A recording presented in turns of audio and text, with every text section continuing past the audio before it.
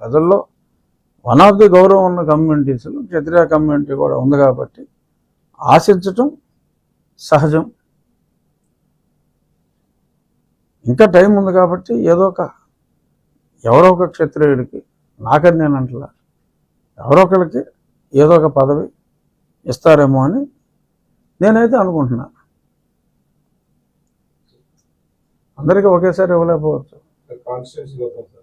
మీరు MLA campaign ఉండగానే మీరు నియోజకవర్గంలో ఒక గ్రామాన్ని మోడల్గా తీసుకుని ముందుకి వెళ్ళే ఉద్దేశంతో వచ్చేస్తారు. ఇది ఆ గ్రామం ఏంటి, ఆ గ్రామంలో ఏది చెప్పడం అంటే కాదు, నేను ఇన్స్పిరేషన్గా తీసుకున్నది ప్రాతల మరక. ఆ గ్రామంలో మరి శివవర్మ గారు ఆ గ్రామాన్ని అభివృద్ధి చేసిన తీరు చూస్తే అసలు నాకు చెప్పాలంటే మెంటలు వచ్చింది. ఇంత అందమైన ఊరు అంటే ఒక పల్లెటూరు ఎంత అందంగా ఉండాలో ఊహించుకుంటే కూడా అంత అందంగా ఉండదు. ఆ మంచినీటి చెరువే ఒక స్విమ్మింగ్ పూల్లో ఉంది, అంత నీట్గా ఉంది. అదంతా ఆ ఒక్క వ్యక్తి వల్ల సాధ్యమైంది. సో ప్రతి గ్రామంలోనూ ఆయన ఇన్స్పిరేషన్తో ఒక 5గురు శివవర్మల్లాగా ఉంటే ఉండి నియోజకవర్గం మొత్తం కూడా అద్భుతంగా తయారవుతుంది. కానీ అదంతా ఈజీ కాదు. అది ఆయన సొంత డబ్బులతో ఆయన చేశారు. కానీ ప్రతి గ్రామాల్లోనూ డబ్బులు ఉన్న వాళ్ళు ఉన్నారు, కానీ కాన్సెప్ట్ కానీ హృదయం ఉన్న వాళ్ళు కానీ తక్కువగా ఉన్నారు. బట్ వాళ్ళని మోటివేట్ చేసి ప్రతి గ్రామం కూడా ఆ శివవర్మ గారి ప్రాతలమ్మ గ్రామంలాగా అభివృద్ధి చేయాలి.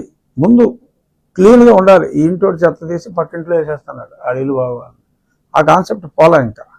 బట్ ఆ ఊర్లో అది లేదు. సో ఆ కాన్సెప్ట్తో గ్రామాలన్నీ కూడా అభివృద్ధి జరగాలి.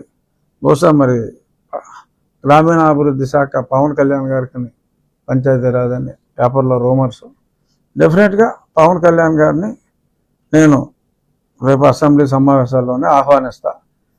మీరు ఈ ఊరు వచ్చి చూడండి. ఆంధ్రప్రదేశ్లోని ప్రతి గ్రామాన్ని ఈ ఊరు ఇన్స్పిరేషన్గా తీసుకుంటే కొంతలో కొంతైనా మనం చేయగలం అని వారిని నేను అడుగుతాను. వారిని కూడా తీసుకొచ్చి ఆ ఊరు చూపెట్టి ఒక రోల్ మోడల్ లాగా చేయాలి అనేది నా కోరికలు అయితే ఉన్నాయి, ఓపిక ఉంది. డెఫినెట్గా చేయగలమని అనుకుంటున్నాను. ఇక మెయిన్ నేను చెప్పింది మంచినీటి సమస్య, డ్రైనేజ్ సమస్య. మంచినీటి సమస్యకి శాశ్వత పరిష్కారం టాప్ ప్రయారిటీలో. లక్కీగా నాకు ఇప్పుడు కేంద్రంలో కూడా జలశక్తి మినిస్టర్ సిఆర్ పాటిల్ గారని నాకు అత్యంత సన్నిహితులు. గుజరాత్లో 4వసారి ఆయన ఎప్పుడు 6.5 లక్షలు తక్కువ మెజార్టీతో నెగల. ఈసారి 7,76,000 మెజార్టీ ఆయనకు వచ్చింది. ఆయనకి కేటాయించడం జరిగింది. నాకు వ్యక్తిగతంగా కూడా చాలా సన్నిహితులు. సో ఈ గవర్నమెంట్లో మరి అది కూడా బహుశా పవన్ కళ్యాణ్ గారి గ్రామీణాభివృద్ధి అంటే రూరల్ డెవలప్మెంట్ ఆయన దగ్గర ఉండొచ్చు కాబట్టి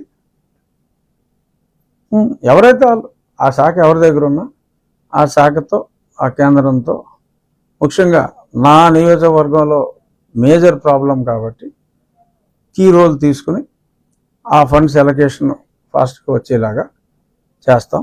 ఈలోపు ఆ పరిమళ నుంచి ఆ ఉన్న లైన్కి ఆ మరమ్మతులన్నీ చేసి దానివలన ఒక 45-46 గ్రామాలకి, ఈ 70లో 45-46 గ్రామాలకి టెంపరీగా ఒక మంచి పరిష్కారం వచ్చే అవకాశం ఉంది.